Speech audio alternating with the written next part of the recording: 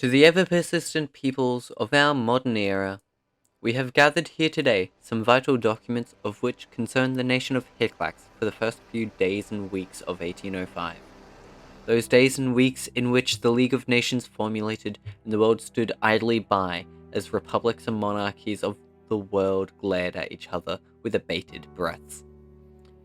Elected officials and designated diplomats alike met for the first time in the League of Nations, with representatives from the 12 major nations of the world having been the only ones present. Ideologies brushed, ideas formed, friendships created, secret alliances formulated, all within a matter of hours, and most to the unknown chagrin of the citizens of each nation. The Hicklaxian Empire, however, never one for missing out on controversy, sent its own emperor to the League.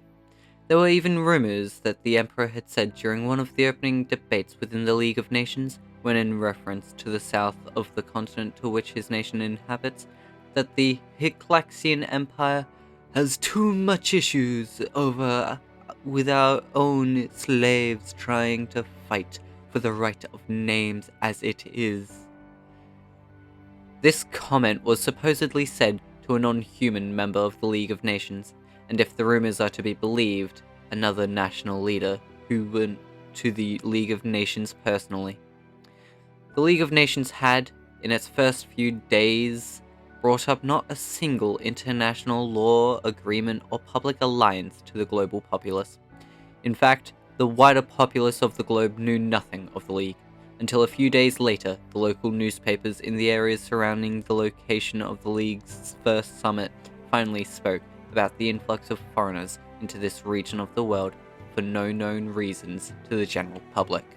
The Emperor of the Hicklaxian Empire and the Lord Protector of the Wilhelmsian Commonwealth both agreed to a lessening of the slavery within Hicklax in the midst of the first summit, starting a confusing pen-pal friendship that both of their inherent ideologues on paper would despise. However, in spite of this, they managed to agree to terms on a treaty to ban the practice of slavery within the Hicklaxian Empire within a time span of 10 years, with the Hicklaxian Emperor supposedly being the one to have reached out first. The two global leaders both had great mutual understanding at the cost of such a large war between the two, having had both come out of civil wars and not wishing to fight again so soon.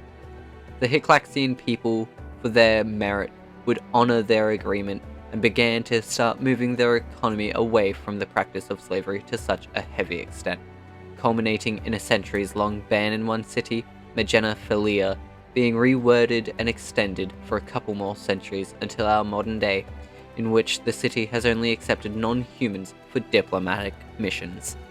The slaves of the Empire, however, for what little the Empire viewed of them at least, hosted 5 species or 5 subspecies by the Hicklaxian count, due to them considering all slaves as one species.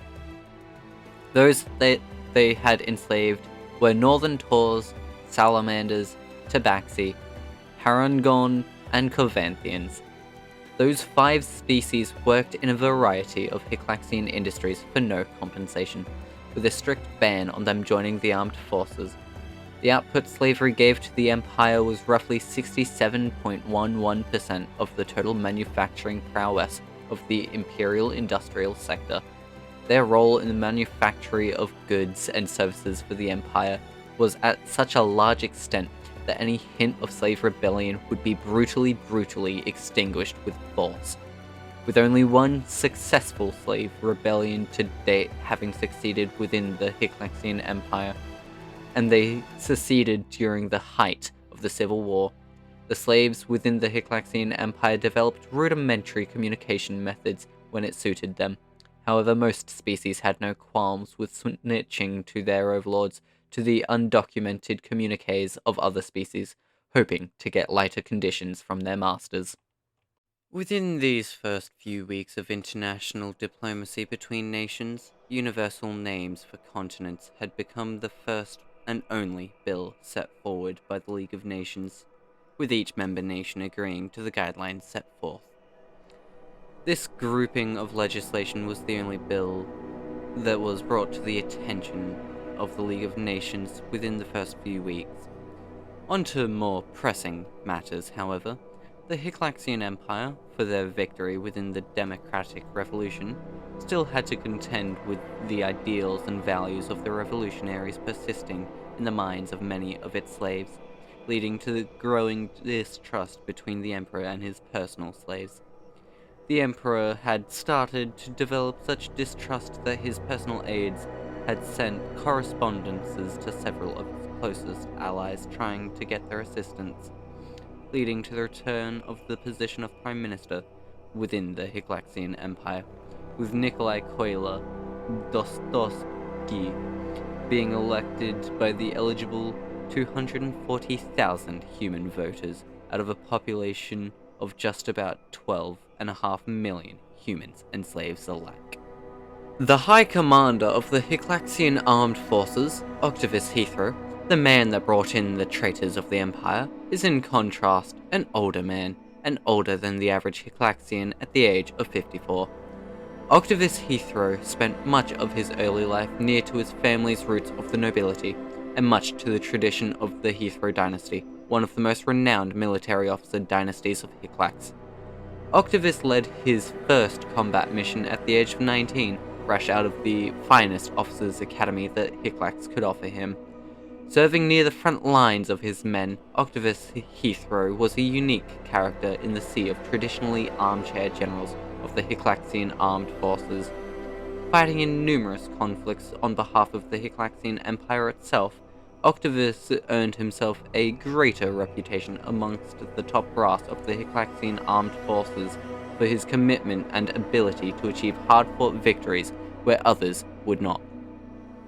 Rather paradoxically, Octavius both treated new military technologies with suspicion and urged for the creation of battle wagons, an untested military technology of the time. Next, we go on to the Golden Boy of the Jindo dynasty, Nicholas the Gold Jindo. The self-given nickname is in reference to the golden mask that Nicholas wears, obscuring his deformed face from anyone. Disfiguration that was caused by generations upon generations of inbreeding, as well as a moderate case of paraphrenia, with what disfiguration he had being a blessing in disguise. The Prince of the Hyclaxian Empire often takes a hands-on approach to diplomacy, being one to greet foreign envoys personally. Never one to avoid the spotlight, however, Nicholas is often witnessed to be speaking to the slaves within the Castle Oatan like equals, sparking numerous arguments with Etan branchmen. His views on the slavery of the Hyclaxian Empire are ones of abolitionism rather than the widespread usage as his kin pronounce. With his high wealth from unknown sources in the imperial capital of Hornley, the heir is able to make new associations within the elite of the capital and gaining valuable material on them, should he have the need. Ending the important Hyclaxians off, we have the Prime Minister entirely, the largest electoral winner for any Hyclaxian Prime Minister with a confirmed count of 89.5% of the vote going to him. Nikolai was sworn into office on the 28th of December 1804.